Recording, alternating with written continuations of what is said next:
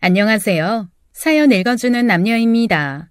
오늘도 와주셔서 감사드리며 그럼 오늘의 사연 바로 소개해드리겠습니다.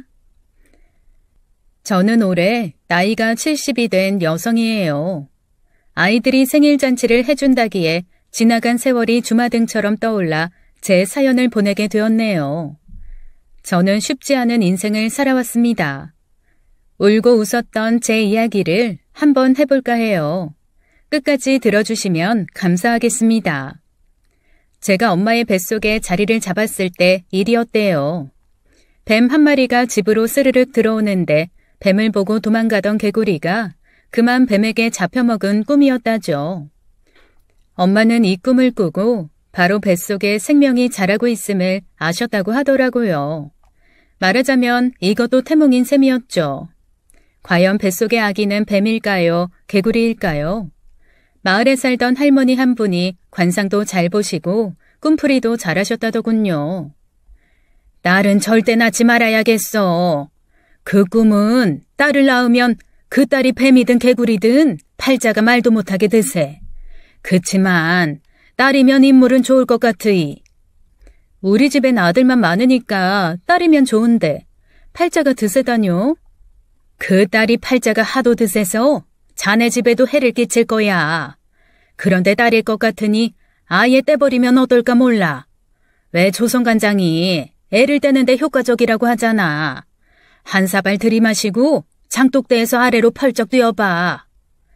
엄마는 제가 어렸을 때는 이런 말을 저에게 해주지 않으셨어요. 저는 나중에 집에 어떤 사고가 벌어졌을 때에야 이 일을 알 수 있었답니다. 저는 5남매 중 넷째로 태어났어요. 위로 셋은 다 오빠였고 제가 태어나고 나서 곧 제 아래로 남동생이 하나 더 태어났죠. 유일한 딸인 저는 아주 어릴 때부터 엄마의 부엌일을 거들고 허리를 펴면 곧 아래로 떨어질 것 같은 가파른 산에 있는 고추밭과 콩밭도 엄마와 함께 매면서 자랐답니다. 집안은 그야말로 찢어지게 가난했어요. 제 어릴 때에 대해서는 정말 잠시도 쉴 틈이 없이 일을 해야 했던 힘든 기억만이 남아있답니다. 그때는 돈을 벌기 위해서 너도 나도 서울로 가던 시절이었어요. 위에 오빠 셋이 다 서울로 가서 공장에 취직을 했죠. 당시에는 전화를 가진 집도 마을에 단 한 집 정도밖에 없었어요. 우리 마을 이장님 댁에 전화가 있었답니다. 서울로 간 오빠 비단구도 사가지고 온다는 약속은 없었지만 오빠 소식이라기에 반가워서 저도 엄마를 따라 전화가 있는 이장님 댁으로 갔어요. 그런데 엄마가 전화 내용을 다 들으시고는 전화기를 떨어뜨리며 그만 기절을 하고 말았죠. 이장님 댁 부인이 전화를 대신 받으셨어요. 아이고, 네 오빠가 공장에서 일하다가 그 프레스인지 뭔지 아는 기계에 팔이 끼어서 그만 오른손 팔꿈치 아래가 다 절단되었다는구나. 오빠가 불구가 되었다는 것이었어요. 오른쪽 팔을 못 쓰게 된 오빠는 다시 일자리를 찾아다녔지만 결국 가는 데마다 퇴짜를 맞았죠. 그 이후 취직을 포기한 오빠는 술로 세월을 보냈답니다. 그리고 우리는 오빠가 한밤중에 기차가 지나가는 철로에 서 있다가 사고를 당해 세상을 떴다는 믿지 못할 소식을 얼마 지나지 않아서 접하게 되었어요. 큰오빠, 우리 집의 맞이이고 집안의 기둥이라고 믿어 의심치 않았던 우리 큰오빠는 그렇게 우리 곁을 떠났답니다. 이어서 둘째 오빠도 돈을 벌기 위해 서울로 갔어요. 그때만 해도 임금이 참 싼 시대였답니다. 시골에서 올라온 사람들이 대부분이었기에 공장마다 기숙사가 있었고요. 정말 쥐꼬리 중에서도 작은 쥐꼬리 임금을 주는 공장이 대부분이었지만 그나마 월급을 주면서 재워주고 먹여주는 곳이 우리 식구들로서는 고마울 수밖에 없었죠. 오빠는 열심히 일해서 받는 월급의 거의 대부분을 집으로 보냈답니다. 나머지 식구가 넉넉히 먹고 살 수는 없는 돈이었지만 그래도 큰 도움이 되었어요. 그래도 몇 년간 우리 집에 아무 큰일이 없는 평화로운 세월이 흘렀죠. 그런데 신은 우리 집이 편안한 것을 무척 싫어하셨나 봐요. 어느 날 둘째 오빠가 일을 하다가 공장에서 쓰러졌다는 연락이 왔어요. 엄마가 급히 서울로 올라가셨죠. 요즘이야 일터에서 다루는 유해물질을 차단하는 일에 예민하지만 그때는 그런 일에는 관심조차 없던 시대였어요. 오빠는 금속을 액체로 된 납에 담가서 그 금속 위에 꽂혀진 물체들을 고정시키는 일을 하고 있었어요. 오빠 동료들의 말을 들으니 한 번 담글 때마다 납 연기가 앞을 못 볼 정도로 솟아 올라왔다고 했죠. 그곳에서 몇 년을 일한 오빠.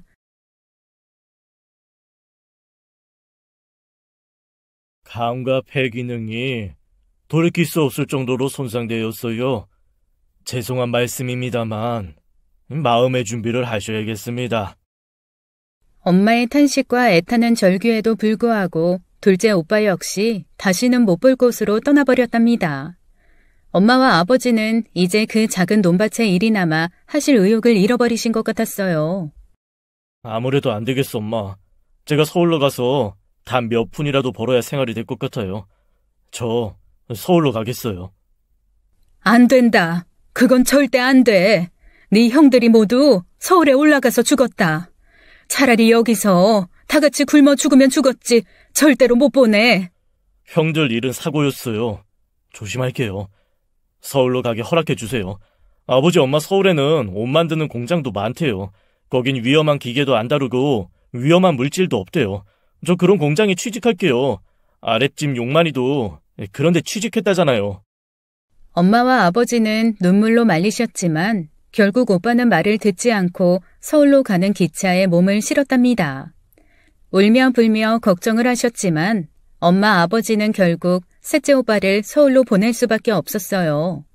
이렇게 두 오빠들이 세상을 떠나고 셋째 오빠까지 상경을 했을 때 제 나이가 16이었죠.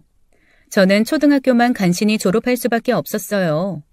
그것도 제 입장에서는 큰 행운이라고 할 수밖에 없었답니다. 비록 초등학교밖에 못 나왔지만 저한테는 꿈이 하나 있었어요. 비록 스케치북이나 크레용 그리고 물감도 제대로 준비 못해가는 일이 허다했지만 교내에서 그림을 그리는 대회에서 상을 탔고 학교 대표로 군에서 열리는 대회에 나가서 상을 타오기도 했답니다. 하지만 그림을 그리는 일은 그냥 먼 세상, 결코 제가 갈 수 없는 상상의 세계에서나 가능한 꿈일 뿐이었죠. 셋째 오빠가 서울로 간 지 딱 1년이 되던 어느 화창한 봄날의 일이었어요. 꽃가루가 유난히도 많이 날리던 어느 날이었다고 기억이 되네요. 그날도 이장님 댁에서 엄마를 찾는 전화가 왔다는 이야기를 들었답니다. 엄마 아버지는 위에 두 오빠 일로 툭하면 편찮으셨기에 제가 가서 전화를 받았죠. 전화를 건 사람은 같은 공장에 다니는 아랫집 용만이 오빠였어요. 용만 오빠가 얼른 입을 떼지 못하고 우물거리는데 저는 또 한 번 비극이 일어났다는 것을 직감할 수 있었답니다. 설마 우리 오빠한테 무슨 일이 생긴 건가요? 친구들하고 같이 경기도 호숫가로 놀러 갔었어. 그런데 네 오빠가 우통을 벗고 물에 뛰어들더니 꼬르륵거리며 못 나오더라. 심장마비가 일어난 것 같대. 심장마비, 죽음과 아주 가깝게 맞닿아 있는 말이죠. 병원에서 전기 충격 등 할 수 있는 방법을 다 했다고 했어요. 하지만 셋째 오빠는 결국 의식을 회복하지 못했다고 하더군요. 도대체 우리 집안에 무슨 마가 끼어서 이런 일이 연달아 벌어지는 것일까요? 이번에는 엄마 아버지에 이어서 저까지 정신이 혼미했답니다. 내가 수나 전현을 낳지 말았어야 했어. 성은이 할머니가 전현이 집안에까지 해를 끼칠 거라고 했을 때 간장사발 들이키고 장독대에서 뛰어서라도 낳지 말았어야 했어. 아이고 이년아, 네가 결국 네 오빠들을 모두 잡아먹는구나. 아이고. 엄마는 이성을 잃고 혼잣말을 하시다가 저를 노려보시다가를 반복하셨어요. 그래서 제가 엄마 뱃속에 있을 때 마을에서 용하다고 알려진 할머니의 꿈 해몽 이야기를 횡설수설하는 엄마의 말을 종합 정리해서 알게 된 것이었죠. 그리고 더 큰일이 벌어졌답니다. 그만 그동안 아들 셋을 잃고 응어리진하니 아버지를 쓰러뜨린 것이었어요. 아버지는 쓰러지셔서 그만 손과 발을 자유롭게 움직이지 못하는 상태가 되고 말았답니다. 2년의 팔자, 정말 엄마 말대로 태어나지 말지 왜 태어난 것일까요? 이제 우리 5남매 중에 남은 것은 저와 제 아래의 남동생뿐이었어요. 이때 남동생은 중학생이었죠. 아버지가 읍내병원에 입원하셨고 엄마도 자리 보존을 하고 누워서 일어나지 못하셨어요. 적어도 우리 막내가 20살이 될 때까지만이라도 제가 돈을 벌어야 했죠. 당장 끼니가 간데 없고 아버지 병원비마저 마련해야 했을 때 제 앞에 놓여진 선택지가 하나밖에 없었답니다. 보따리를 싸들고 무작정 상경했어요. 아가씨, 일자리 구하러 왔어요?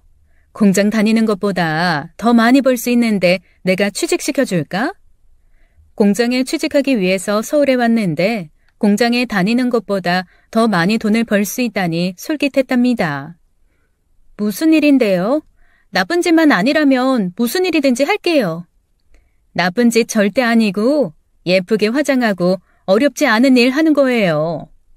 저는 무작정 그 여자를 따라갔죠. 간 곳은 근처에 있는 한 다방이었어요.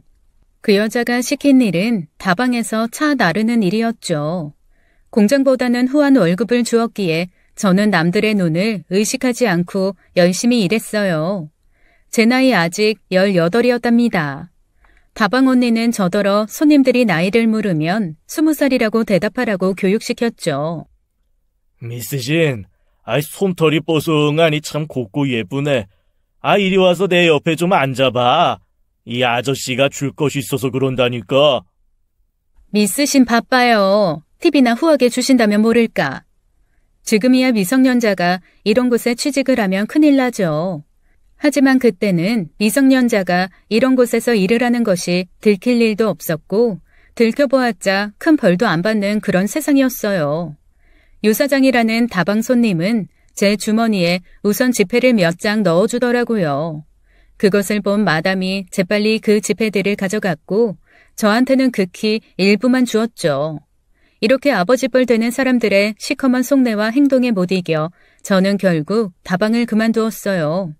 다방에서 일을 하면서 서울에 대해 그야말로 학지를 뗀 저는 집 근처에서 일을 찾아보기로 하고 집으로 내려왔답니다. 제 오빠들은 모두 죽을 만큼 일하다가 결국 세상을 떴는데 도로냉큼 내려왔단 말이냐? 아이고, 이 미친 것. 도대체 네가 이 집안을 어떻게 망치려고 이러는 거야? 사실 집에다가 다방에서 일한다고 말하지는 못했었죠. 그저 조금 보수가 좋은 공장에서 일한다고 했었어요. 그렇게 구박을 받고 지내던 어느 날이었어요. 읍내에서 일자리 하나가 났단다. 칼국수 집인데 꽤 크게 하는 집이야. 칼국수 날라주고 청소하고 부엌일 도와주는 일이란다. 옆집 재성이 엄마가 네 얘기를 했다더라. 내일 나가서 일하러 왔다고 하고 꼭 거기서 일할 수 있도록 잘 보여라. 알았어요, 엄마. 꼭 취직할 수 있게 가서 잘 보이고 올게요. 칼국수 집에서 다행히 저를 써주었답니다. 홀에서 서빙하고 청소하는 일, 주방에서 일을 보조하는 것 등이 모두 제 차지였어요. 일은 무척 힘이 들었죠. 하지만 초등학교밖에 못 나온 제가 무슨 일을 가리겠어요. 저는 몸이 부서져라 열심히 일했답니다. 비록 오빠 셋은 그렇게 갔지만 막내 동생 하나에게만큼은 좋은 세상을 살게 해주고 싶었어요. 공부도 시킬 수 있을 만큼 많이 시키고 싶었답니다. 오빠들처럼 공장에서 다치고 사고를 당하는 일 없이 좋은 직장에 취직하게 해주고 싶었죠. 아버지는 여전히 거동이 불편한 상태로 누워 계셨고 거듭되는 사고로 인해 가슴앓이 병이 생긴 엄마는 집안일도 할 수 없는 상태였죠. 이런 상황에서 집에서 출퇴근을 해야 된다는 것 자체가 축복이었어요. 집안일을 해가면서 일을 나갈 수 있었으니까요. 그렇게 그 식당에서 2년을 열심히 일했답니다. 네 팔자가 드세다고 하더니만 그렇지만도 않은 모양이다. 좋은 혼처에서 널 마음에 들어한다고 하니 그리로 시집을 가거라. 엄마, 내 나이 20 넘은 지 며칠 되지도 않았어요. 그리고 내가 시집을 가면 엄마 아버지 병원비하고 막내 학비는 누가 대고요? 나하고 네 아버지 병원비, 막내 학비가 모두 해결될 수 있는 혼처야. 네 마음먹기에 따라 우리 집 운명이 걸렸어. 엄마 아버지 병원비와 동생의 학비까지 해결되는 혼처라니 부잣집인가 보다 싶었죠. 하지만 그런 부잣집에서 왜 저를 며느리로 맞이하고 싶어 하는지 그때는 알 수 없었어요. 알고 보니 저를 데려가겠다는 신랑 짤이는 제가 일하던 칼국수 가게의 막내 아들이었답니다. 나이가 저보다 무려 16살이나 많은 사람이었어요. 제 나이 이제 20이니 그 사람 나이는 36이었죠. 저를 점 찍었다는 신랑감의 이야기를 듣고 저는 저절로 고개가 저어졌답니다. 그 칼국수집의 막내 아들은 제가 일하던 서울 다방에 나이 많은 음흉한 손님들 같은 사람이었어요. 미스 신, 쟁반 무겁겠다. 내가 대신 들어줄게. 홀 청소도 나도 내가 대신 해줄 테니까. 괜찮아요. 제 일은 제가 할게요. 그냥 놔두세요. 지나친 친절은 항상 그 대가도 큰 법이죠. 사장의 막내 아들은 그러면서 저에게 허락도 없이 어깨에 손을 올리는 등 추행이라고 할 만한 짓을 시도 때도 없이 일삼던 사람이었어요. 요즘에야 이런 일들이 말도 안 되는 세상이지만 당시는 제가 그 일에 항의해봤자 아무 도움도 받을 수 없는 세상이었어요. 항의를 하는 즉시 그 가게에서 쫓겨났겠죠. 집안일과 돈 버는 일을 같이 할 수 있는 좋은 직장이었기에 저는 이런 짓을 당하면서도 아무 말 없이 그냥 넘길 수밖에 없었답니다. 그런데 그 사람이 저와 결혼을 하고 싶다는 말을 사장님에게 했던 모양이더군요. 가게 사장님이 아들이 하도 조르니까 넘어가신 모양이에요. 이 기회 놓치면 정말 후회한다니까. 사돈될 집 형편을 알고 그것까지 다 도와준다는 혼처가 어디 쉬워요? 나이 많은 게 좀 걸리기는 하지만. 엄마가 이 말을 듣고 귀가 솔깃하셨던 것은 당연했죠. 아이고, 보내고 말고요. 나이 차이가 무슨 대수예요. 우리 아이 인물 하나 반반한 것 말고는 내세울 거 없는 집안이잖아요. 우리 집에선 아주 흔쾌히 응하더라고 가서 전해주세요. 마루를 닦는 척하면서 매파와 엄마의 말을 다 들은 저는 그만 저도 모르게 눈물이 주르륵 떨어지는 것을 멈출 수 없었어요. 엄마, 나 그 사람한테 시집가기 싫어요. 그 사람 절대로 좋은 사람 아니에요. 가게에서 일할 때 나한테 음흉한 짓을 얼마나 많이 했는데요. 엄마, 나 나이 조금 더 먹어서 성실한 사람 만나서 결혼하고 싶어요. 네? 네가 아주 굴러들어온 복을 차고 싶은 모양이구나. 너는 지금 부잣집 첩살이라도 이 집안을 위한 일이라면 가야 할 입장이야. 군말 말고 얌전하게 시집 가거라. 저는 정말 그 혼처가 죽을 만큼 싫었답니다. 엄마가 저와는 상의도 없이 그 결혼을 진행하더라고요. 칼국수 가게 사장님은 종업원으로 식당에 잔일을 하던 아이와 자신의 아들이 결혼하게 된다는 것을 마음에 들어하지 않으셨어요. 막내 아들이 하도 조르니까 하는 수 없이 결혼시키기로 결정을 한 것이었어요. 거기다 내일 모레 40인 아들의 나이가 약점으로 작용한 것이었겠죠. 어느 날 엄마가 평상시답지 않게 사근사근한 목소리로 제게 말씀하시더군요. 예, 그 집에서 말이다. 우리 집 빚도 갚아주고 우리한테 생활비조로 도움도 준다고 했어. 우리 집 네가 알다시피 방에 불도 이틀이나 사흘에 한번 지피는 형편 아니냐. 그런데 네 덕에 그런 어려움을 다 면하게 됐어. 팔자가 드세다느니 뭐니 하더니 그 할망구 용하다는 것도 다 거짓말이로구나. 엄마, 내가 서울에 가서 공장에 취직할게요. 그러니까 이 혼사는 제발 그만두세요. 네? 마치 딸을 팔아 넘기려고 하는 것 같은 엄마가 정말 미웠어요. 며칠을 울었고 차라리 죽어버릴까 싶을 정도로 시집가기가 싫었답니다. 그렇지만 결국 제 마음을 돌리게 한 것은 다름 아닌 우리 집 막둥이였죠. 오빠들이 모두 요절하고 우리 집에 하나 남은 아들, 제 동생을 위해서 이를 악물기로 결심했던 거예요. 미스진, 드디어 양쪽 집 허락이 떨어졌어. 자, 이리 와봐. 잠깐만 나 보자니까. 싫어요. 지금 해야 할 일 많아요. 할 말 있으면 나중에 밖에서 만나요. 며느리 될 사람한테 일 안 한다고 무슨 야단이야 치시겠어? 이제 내 사람이 된 우리 집 식구인데 말이야. 식당 주방 구석에 정이 피곤한 사람들이 잠깐씩 들어가서 누울 수 있는 쪽방이 하나 있었답니다. 가게 막내 아들이 저를 끌고 그 방으로 가는 것이었어요. 저는 있는 힘을 다해서 저항했지만 결국 그 힘을 당할 수는 없었죠. 그 남자는 결국 그날 마음대로 저와 잠자리를 같이 했답니다. 세상이 다 무너지는 것 같았어요. 그리고 처음으로 이렇게 가난하게 우리를 키운 엄마 아버지 원망도 했죠.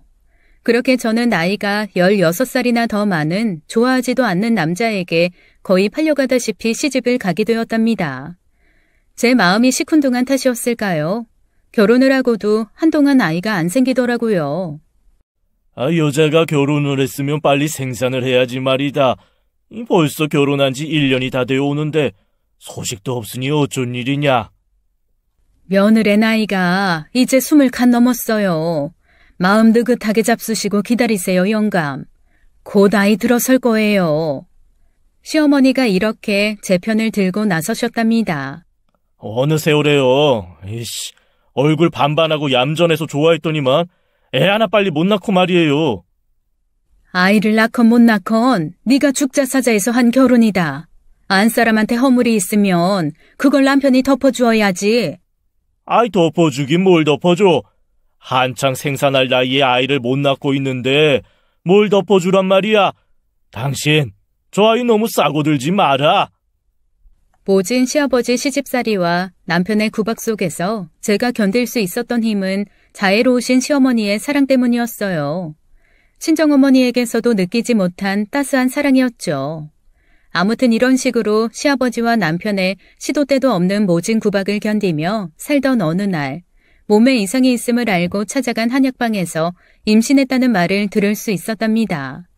그리고 10달이 지나서 아이를 출산했죠. 뭐? 아이 딸이라고? 이 아이 가졌다기에 잠시 좋게 보았더니만 결국 또 실망을 시키는구나. 아버님, 다음번에는 꼭 아들 손주 안겨드릴게요. 정말 죄송해요. 딸이라고? 야, 네가 낳았으니 네가 알아서 키우든지 말든지 해. 이번에도 시어머니가 남편을 야단치시면서 제 편을 드셨죠. 애를 하나만 낳고 말 것도 아니고 젊은 아이니 앞으로 얼마든지 애를 더 낳을 수 있지 않겠니? 엄연히 네 자식인데 알아서 키우든지 말든지 알아서 하라니 그게 무슨 무책임한 말이냐. 남편과 시아버지는 강보에 쌓여있는 딸아이에게 눈길도 주지 않더군요. 아이가 없다고 당한 모진 구박, 하지만 딸아이를 낳자 그 구박이 더 드세지고 있었어요. 가게 일을 어떻게 한 거냐? 이거 매출 계산이 전혀 안 맞지 않냐? 아니면 너 혹시 매출을 네 친정으로 빼돌린 거 아니야? 아버님, 친정으로 돈을 빼돌리다뇨. 제가 어떻게 그런 짓을 해요. 분명히 주문받은 거 다 테이블별로 적어두었으니까 다시 계산하면 맞을 거예요. 내가 그 적어 놓은 거 보고 계산해봤는데 안 맞던데? 너 친정으로 돈 빼돌리고 있지? 아범아, 그 돈 내가 급하게 갯돈 부을 일 때문에 갖다가 썼다. 내가 말한다는 걸 잊었구나. 근데 세상 사람들이 다 네 한 사람을 의심해도 너만은 믿어야 그게 내외지. 네가 어떻게 애미를 의심한단 말이냐. 시어머니는 여전히 제 편이 되어주셨지만 시댁에서 시어머니의 힘은 그다지 큰 것이 아니었어요. 시어머니도 저와 비슷한 환경에서 자라셨고 이 집으로 비슷한 입장에서 시집와 모진 세월을 견디셨다고 하더군요. 그리고 지금도 역시 쉽지 않은 삶을 살고 계셨죠. 하지만 그러기에 제 입장을 누구보다 잘 이해하셨던 것 같았어요. 어머니 안 계셨으면 저 어쩔 뻔했어요. 죽더라도 어머님이 주신 사랑은 절대로 잊지 않을 거예요. 젊은 애 입에서 죽는다는 얘기가 왜 나오니? 내가 네 마음 다 알고 있어. 그러니 애미야, 너 혼자라고 생각하지 말고. 그리고 그 계산이 안 맞는다는 일의 전말도 곧 알 수 있었죠. 애비야, 가게돈에 손댄 게 너라는 거 내가 잘 알고 있다. 가게돈에 또 손을 댄 것도 모자라서 그걸 네 안사람한테 떠넘겨? 그러고도 네가 남편이고 애비란 말이냐? 이렇게 딸을 낳았다는 이유로 구박받고 남편이라는 사람은 자기가 저질러 놓고 저에게 도둑 누명을 씌우는 등 모진 시집살이를 하던 중에 아랫배가 뜨끔뜨끔 마치 배에 뜸을 뜨듯 아픈 날이 여러 날 지나가고 있었답니다. 병원에 가봐야겠다는 말도 못하다가 어느 날 틈을 보아 시어머님께 말씀드렸어요. 어머니, 무슨 일인지 아랫배가 너무 뜨끔거려서 견딜 수가 없어요. 어머니, 저 병원에 좀 가게 해주세요. 아니, 아프면 빨리 얘기를 했어야지. 어서 병원에 가보자꾸나. 시어머니의 손에 이끌려간 읍내의 병원에서 큰 병원에 가보라고 하더라고요. 갑자기 더러 걱정이 되었지만 한편으로는 다른 생각도 들었어요. 이제 먼저 간 오빠들 곁으로 갈 수 있는 것일까 하는 생각 말이에요. 그런데 복 없는 사람은 죽는 것도 마음대로 안 되나 봐요. 읍내 병원의 충고대로 대처에 큰 병원에 가보니 자궁암이라고 하더군요. 암이면 웬만하면 죽는 시대였어요. 그런데 저는 죽어지지도 않더라니까요. 수술을 통해서 자궁을 드러냈죠. 살았다는 사실이 이렇게도 원망스러울 수 있을까요? 시어머니가 저를 다독이셨지만 시어머니의 위로마저 도움이 되지 못했어요. 이제는 정말 성녀, 즉 아이를 낳을 수 없는 몸이 되었답니다. 시아버지는 이제 저를 며느리 취급도 안 하시더군요. 남편은 한술 더 떠서 아예 저를 사람 취급도 안 했어요. 아무리 딸이지만 시아버지에게는 손녀이고 남편에게는 자식인데 딸아이에 대한 무관심은 저를 더욱 아프게 했죠. 애미냐? 밥을 왜 부엌 구석에서 남의 집밥 먹듯이 먹고 있어? 차려서 안으로 들여오려무나. 나도 좀 출출하구나. 시어머님은 부엌에 서서 눈칫밥을 먹는 저를 이렇게 달래주셨죠. 그리고 제가 집안일로 가게 일로 시달리는 동안 딸아이도 맡아주셨어요. 그런데 남편이 어느 날 웬 아이 하나를 안고 들어오더군요. 내 자식이야. 더 이상 아이를 못 낳는 몸이니 밖에서 나온 아이라고 뭐 키운다고 못하겠지? 아들 아이니 잘 키우라고. 정말 뻔뻔스럽기 짝이 없었어요. 밖에서 다른 여자에게서 아들을 낳아온 것이었답니다. 그러면서 마치 당연하다는 듯이 저더러 키우라는 것이었어요. 이건 정말 참을 수 없는 일이었어요. 밖에서 낳아온 애를 나더러 키우라고요?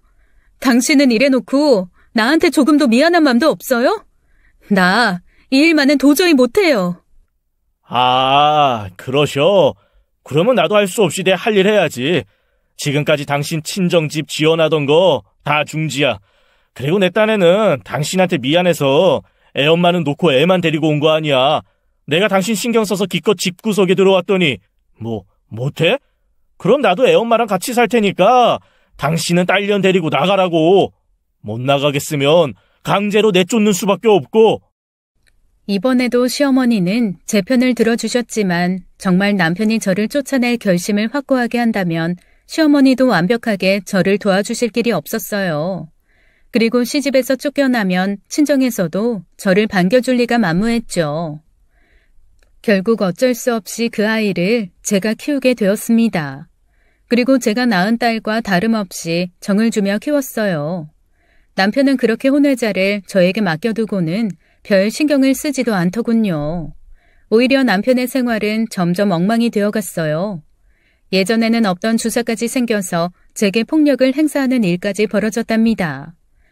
저는 맞더라도 어린 것들 둘은 보호해야 했기에 아이들을 껴안고 그 폭력을 다 감당할 수밖에 없었죠. 그런데 그렇게 살던 남편이 어느 날부터 집에 들어오지 않는 것이었어요. 하루 이틀이 아니라 열흘이 넘도록 소식이 없는 것이었죠. 시아버님과 시어머님이 이리저리 수소문을 하셨지만 남편의 행방을 찾을 수는 없었어요. 하지만 저는 남편이 안 들어오는 그날들이 정말 천국 같았답니다. 여러 날이 지났지만 결국 남편의 행방은 찾을 수가 없었어요. 그리고 얼마 후 시집에 또 한 가지 큰 사고가 일어나고 말았답니다. 참, 우리 아주버님에 대해서 말씀드린 적이 없었던 것 같네요. 같은 뱃속에서 나온 형제이기는 했지만 시아주버님은 객자반인 제 남편과는 180도로 다른 사람이었어요. 공부에만 열중하는 모범생이었고 들어가기가 하늘의 별 따기라는 대학교에 들어가서 졸업한 후에 행정고시에 합격한 엘리트 공무원이었죠. 저에게도 살가우셨어요. 아마 어머니께서 제 처지에 대한 얘기를 아주버님께 하셨던가 봐요. 재수씨, 여러 가지로 힘드시죠? 사실 제가 맞으니 부모님을 제가 모셔야 하는데 직장이 서울이다 보니 그러질 못하고 있네요. 동생이 할 몫까지 재수씨가 다 하고 있다고 어머니가 늘 재수씨 칭찬을 하셨어요. 그리고 고향에 내려오신 날은 어김없이 칼국수 가게에 나와서 일을 돕곤 하셨어요. 이런 시아주버님은 시아버지와 시어머니 그리고 온 집안의 희망이자 기둥이었답니다. 그런데 어느 날 시어머니가 전화를 받으시다가 그만 혼절을 하시더라고요. 네 시아주버니가 큰애가 교통사고를 당했단다. 네 아버지하고 나하고는 병원에 가 있을 테니 너는 여기서 연락을 기다려라. 그렇게 두 분이 아주버님이 입원해 계시는 서울의 한 병원으로 달려가셨어요. 오빠들이 세상을 떴을 때의 피해의식이 고스란히 되살아나서 저를 괴롭히고 있었습니다. 아주버님의 소식이 올 때까지 저는 아이 둘을 안고 이불을 뒤집어 쓴 채 덜덜 떨고 있었죠. 그런데 결국 아주버님은 싸늘한 시신이 되어 돌아왔답니다. 이 일로 모든 희망을 잃으신 아버님이 결국 쓰러지셨어요. 병원에서는 아주 위험한 상태이니 세심한 관리가 필요하다고 하더군요. 정성을 다해 보살펴 드렸지만 얼마 안가 시아버지는 결국 돌아가시고 말았어요. 어머님도 아주버님과 시아버님의 죽음 앞에서 의욕을 거의 잃으신 것 같더라고요. 오빠 셋을 잃고 저 혼자 집안을 꾸려가야 했을 때가 생각났죠. 지금이 꼭 그랬답니다. 그때 부모님과 막둥이를 위해서 정신을 차리려고 애썼던 것과 마찬가지로 이제 다시 제가 정신을 차려야 했어요. 아버님이 안 계시니 어머님이 칼국수 가게의 주인이 되셔야 할 텐데 어머님은 모든 것을 놓아버린 분 같았답니다. 주인이 돌보지 않는 가게가 잘 될 리가 있나요? 칼국수 가게 일은 이제 저 혼자 관리해야 했어요. 남편의 가출과 아주버님의 죽음에 정신을 놓은 시어머니까지 정말 숨을 쉴 틈을 주지 않고 제 앞에서 이 모든 일들이 벌어지고 있었죠. 하지만 저에게는 예전 셋째 오빠가 세상을 뜨고 식구들의 생계가 막막했을 때처럼 선택의 여지가 없었답니다. 지금 제가 할 수 있는 일은 오로지 이 칼국수 가게를 붙들고 늘어지는 것뿐이었어요. 어떻게든 가게를 살려야 한다는 마음을 모질게 먹었답니다. 식당이 망하면 제 딸도 그리고 아들도 제대로 키울 수가 없었어요. 그리고 시어머님도 제대로 봉양할 수 없었고 친정과 제 막내 동생까지 막막한 지경이 될 것이었습니다. 저 혼자였지만 어떻게든 도로 일으켜 세워야만 여러 목숨 부지할 수 있었어요. 그렇게 혼자 힘으로 가게를 다시 살리려고 죽자고 노력했지만 결코 쉬운 일은 아니었습니다. 우선 가게가 힘들어지니 오래 일한 직원들이 가게를 떠나기 시작했죠. 사모님 얼굴 봐서 계속 있고 싶지만 저도 애들을 키워야 하는 입장이니 부디 이해해 주세요. 가장 중요한 주방장마저 떠나고 나니 정말 눈앞이 캄캄하더군요. 그럴수록 정신을 바짝 차리려고 애썼죠. 가족 같은 직원들이 모두 다 떠난 자리, 그 아무도 없는 공터 같은 곳에서 저는 아주 힘들게 그렇지만 또 조금씩 일어서고 있었습니다. 주인이신 어머니가 식당에 신경 쓸 수 없는 상태였고 직원들도 모두 떠나 다 망한 식당에 직원들을 모집해보아도 오는 사람이 없더군요. 그럴수록 힘을 내자고 마음을 먹고 저 혼자 힘으로 가게를 돌봤죠. 주방일부터 시작해서 홀을 청소하고 관리하는 일까지 모두 제가 했답니다. 그런 어려운 중에도 파는 음식의 맛과질을 떨어뜨리지 않기 위해 노력했어요. 주방장이 있을 때만큼의 맛있는 칼국수를 만들기 위해 입이 헐도록 칼국수를 맛보아가면서 온 힘을 다했죠. 그렇게 조금씩 칼국수 가게가 제 모습을 되찾아가고 있었어요. 손발이 다 닳도록 죽어라고 가게 일에만 매달린 대가였죠. 식당은 이제 북적북적 잘 되기 시작했어요. 덕분에 우리 엄마의 말년은 경제적으로 편안하셨답니다. 그러나 오빠 셋을 잃은 엄마 아주 오래 사시지는 못하시고 돌아가셨어요. 위로 오빠 셋을 잃고 이미 마음과 몸에 병이 들어버리셨던 아버지는 엄마보다 훨씬 전에 돌아가셨고요. 그러나 사라진 남편은 여태까지 아무 연락도 되지 않고 있었답니다. 그렇게 강산도 변한다는 10년이 흘러간 것이었죠. 가게는 이제 제자리를 잡았을 뿐만 아니라 제가 시집 왔을 때보다 훨씬 커져 있었답니다. 혼자 가게를 일으켜 세우면서 아이 둘을 키우고 친정을 도우며 시어머니까지 봉양했던 것이었죠. 서희 엄마 이제 보니 아주 독종이야 독종. 나는 서희 엄마가 그저 얌전한 사람인 줄로만 알았는데 시어머니까지 성치 않으신 마당에 정말 장하네 장해. 혼자 몸으로 이만큼 일어선 게 어디 쉬운 일인가? 제가 뭐 한 일이 있나요? 시어머니가 편찮으시지만 옆에 계셔주셔서 다시 일어설 수 있었죠. 서희 우리 딸도 이제 자라서 초등학교에 다니고 있었답니다. 제가 낳지는 않았지만 제 아들로 키운 아이도 자라서 내년이면 초등학교에 입학할 나이가 되어 있었어요. 이렇게 박복한 저에게 그래도 자식복은 있었나 봅니다. 아들과 딸은 모두 착한 심성을 가지고 잘 자라주었어요. 엄마, 나 이 다음에 자라서 의사 선생님 될 거야. 그래서 우리 할머니 고쳐드리고 엄마 허리 아픈 거, 다리 아픈 것도 다 고쳐줄 거야. 아직 철도 들지 않은 나이인 아들의 이런 말에 코등이 시큰했답니다. 말뿐만 아니라 학교에서도 모범생으로 선생님들의 칭찬이 자자했어요. 어린 시절부터 아들아이는 시어머니와 저에게 정말 효자였답니다. 어린 것이 제가 하는 것을 보고 할머니 약수발을 따라서 하기도 하고 제가 가게에서 파김치가 되어 돌아와 보면 서툰 솜씨로 차린 밥상이 방에 놓여져 있기도 했답니다. 제 누나인 딸과 함께 저를 위해 마련해 놓은 것이었어요. 핏줄이라는 게 이런 걸까요?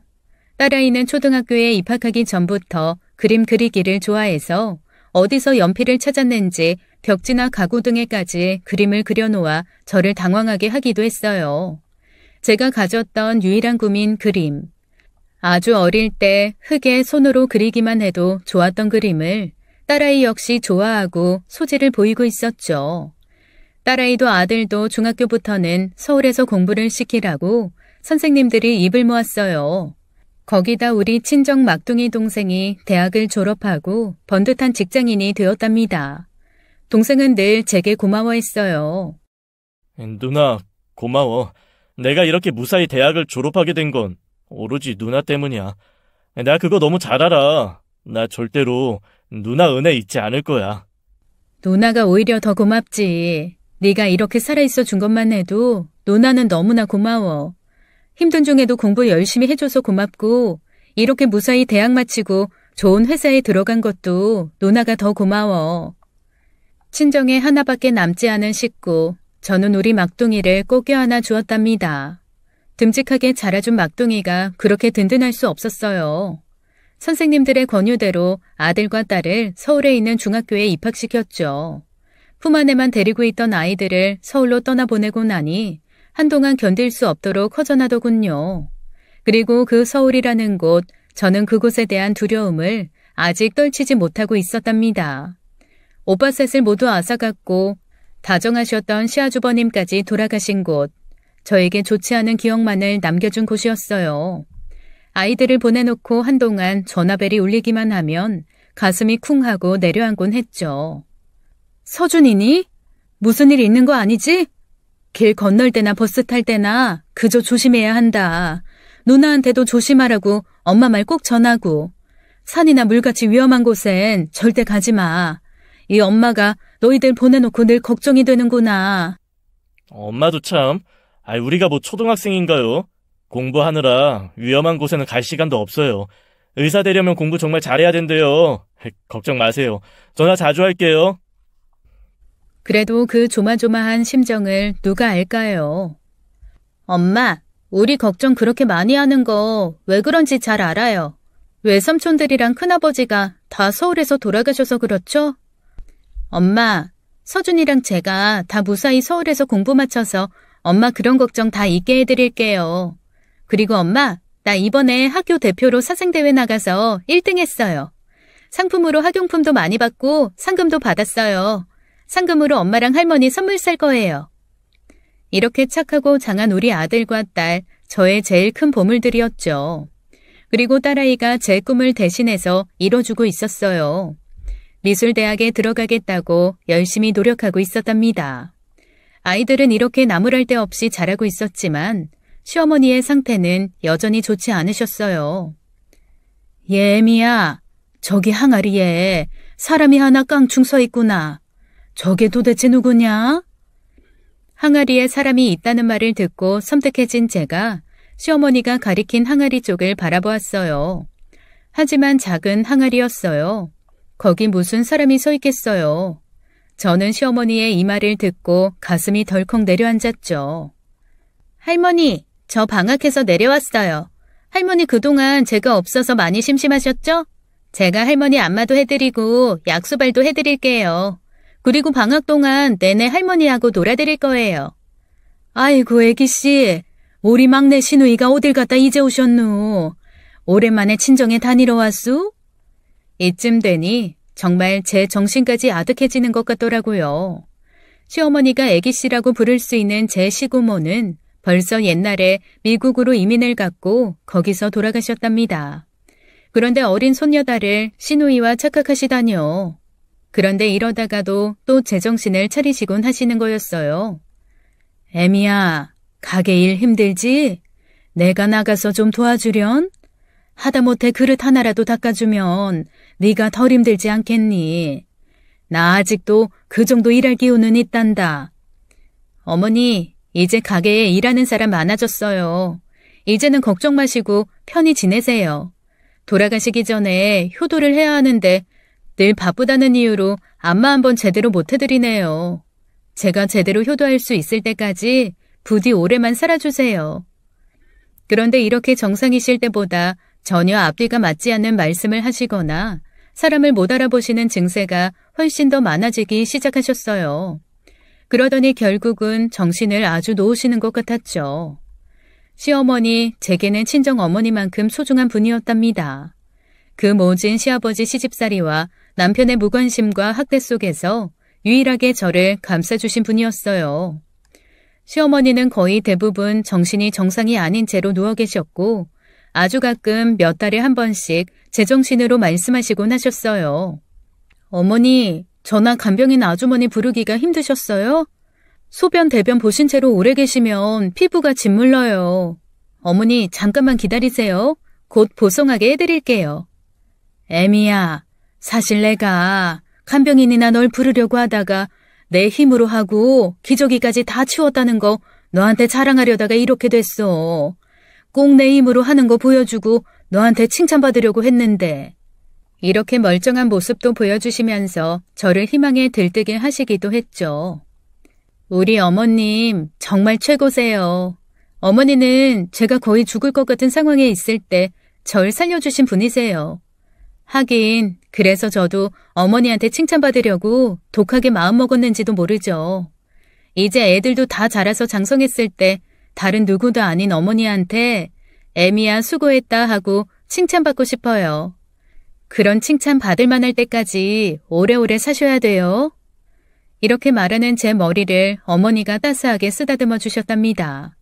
이날 어머니는 하루 종일 정신이 맑으셨고 제게 일 한 가지를 시키시더라고요. 그렇게 평온한 나날이 10년이 또 흘러갔죠. 그런데 그 평온을 깨는 일 한 가지가 생겼어요. 다름 아닌 분명히 어디 가서 죽었지 싶었던 남편이 돌아온 것이었죠. 몰골이 완전히 노숙자 몰골이더군요. 세월의 흐름에도 변하지 않는 것이 있다더니 그게 바로 남편의 마음인 것 같더라고요. 야, 아쭈, 주인 행세를 아주 그럴듯하게 하고 있네. 야, 네가 무슨 권리로 이 가게에 앉아서 주인 행세를 해? 가게 내놔. 이 가게 오면이 우리 아버지 거야. 꼴도 보기 싫으니 내놓고 딸년 데리고 나가버리라고. 가게가 다 망할 때까지는 어디 가서 나타나지도 않더니 이제 길을 쓰고 살려놓으니까 당신 거라고요? 당신 이 가게에 대해서 요만큼도 권리 없어요. 그리고 나가라고요?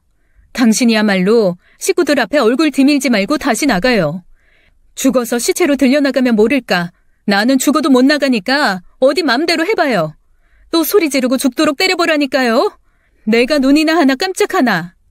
예전에 그저 순종하던 그 모습이 아니라 악에 받쳐 소리를 지르니까 남편이 조금 흠칫하기는 하더군요.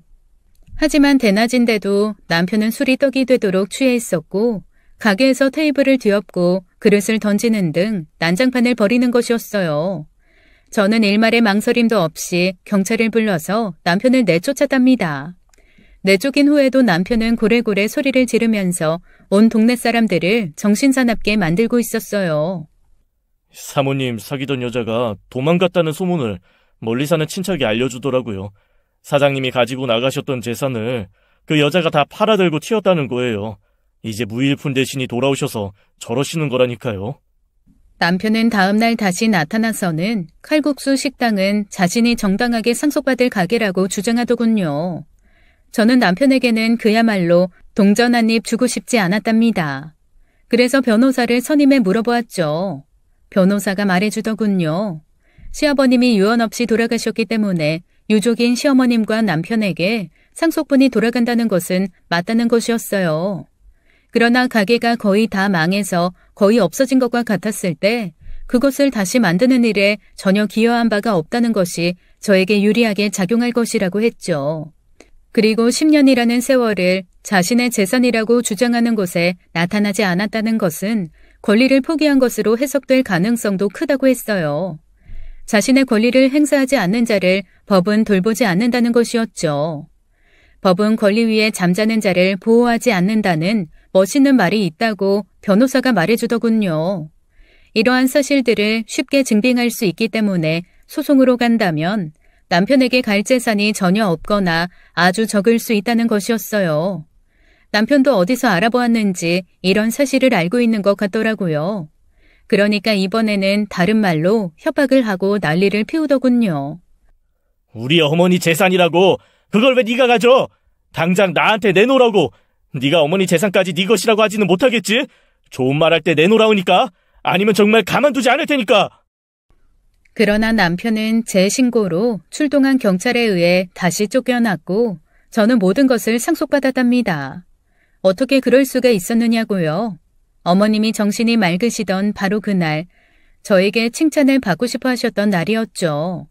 그날 어머님은 가게를 완전히 제게 맡으라고 시키셨답니다. 법적으로 제가 완전히 상속을 받도록 하신 것이었어요. 남편이 변호사를 선임하고 소송을 했지만 재산 형성에 기여한 바가 전혀 없고 10년 이상 그 권리를 주장하는 재산에 대해 상당한 기간 동안 별다른 권리 선언을 하지 않은 점 등을 재판부가 지적하더군요. 그래서 남편이 사라져 있었던 기간 동안에 사실상 가게에 대한 권리를 포기한 것으로 보는 것이 합당하다는 판결이 내려졌어요. 이렇게 가게는 지난 10년이 넘도록 온갖 힘든 일을 참아가며 일으켜 세운 제게 주어졌답니다. 그렇게 또 세월이 흘렀죠. 남편은 이제 정말 어디 가서 죽었는지 살았는지 확인도 되지 않고 있고 저는 굳이 확인하고 싶지도 않았어요. 아이들은 그 사이 사고 없이 훌륭하게 자라서 의과대학과 미술대학에 입학하고 졸업했답니다. 그 아이들이 졸업을 하던 날에는 울 사이도 없이 바쁘게 살았던 제 눈에 눈물이 흐르더군요. 아들이 의대를 졸업하고 수련 과정을 모두 마친 후 전문의가 되었을 때 집안에 경사스러운 소식을 전했어요. 아들을 잘 본 대학 스승 한 분이 따님을 굳이 아들에게 소개하셨고 그 아가씨를 데리고 집에 인사를 온 것이었답니다. 며느리 되는 아이도 의과대학을 나온 아이였어요. 좋은 집안에서 태어나 좋은 교육을 받은 아이답게 예의 바르고 어른을 공경할 줄 아는 아이였습니다. 우리 아들, 딸이 효자 효녀인 것처럼 며느리도 살가운 효부였어요. 어머님이 이 사람하고 형님 어떻게 키우셨는지 다 듣고 저 정말 눈물 났어요. 어떻게 그렇게 하실 수 있었는지 정말 어머니가 존경스러워요. 이제 저희들이 편히 모실게요. 평생 앓으신 신경통도 저희가 다 고쳐드릴게요. 그러니 이제 아무 걱정 마시고 손주 재미나 보시면서 편히 지내세요. 며느리의 이 말 한마디에 진짜 세월의 힘겨움이 다 잊히는 것 같았죠. 저는 집안일로 식당일로 정신이 없었던 우리 딸이 어릴 때 우리 시어머니가 딸을 맡아주셨던 것처럼 바쁜 아들 며느리를 대신해서 손주들을 제 손으로 돌봤어요. 둘 다 실력 있는 의사들이라고 소문이 자자하게 나면서 둘이 같이 개업한 병원은 문전성시를 이루고 있답니다. 딸은 이제 꽤 이름이 난 화가이자 한 미술대학의 교수가 되었어요. 제가 못 이룬 꿈을 딸이 대신 이루어 주었고 그래서 이제는 제가 그 일을 못한 것에 대한 여한도 없답니다. 그렇게 아이들도 이제 나이를 먹어갔어요. 우리 막둥이는 대학교를 졸업하고 취업한 회사에 계속 근속하다가 임원으로 정년 퇴임을 했습니다. 그리고 제가 어느새 나이 70이 되었답니다. 시어머님은 치매로 고생은 하셨지만 10년 전쯤에 평온하게 주무시다 돌아가셨어요. 어머니가 돌아가셨을 때 그 모진 시집살이의 세월과 어머니의 자애로우신 배려가 생각나면서 정말 실신을 하도록 몸부림쳤답니다. 아이들이 제 70번째 생일상을 성대하게 차려준다고 하네요. 70살, 결코 쉽지 않은 삶이었지만 그 용하다는 할머니의 예언은 결국 틀렸다고 저는 생각하고 있답니다. 어려움을 겪었지만 결코 패배하지 않은 삶이라고 생각하기 때문이죠. 아이들이 해준다는 70세 생일잔치를 그래서 고맙게 받아들이려고 해요. 저희들 외삼촌과 의논이 한창인 것 같더군요. 이제 70년 인생에 대한 제 사연을 맺어야 될 때가 된 것 같습니다.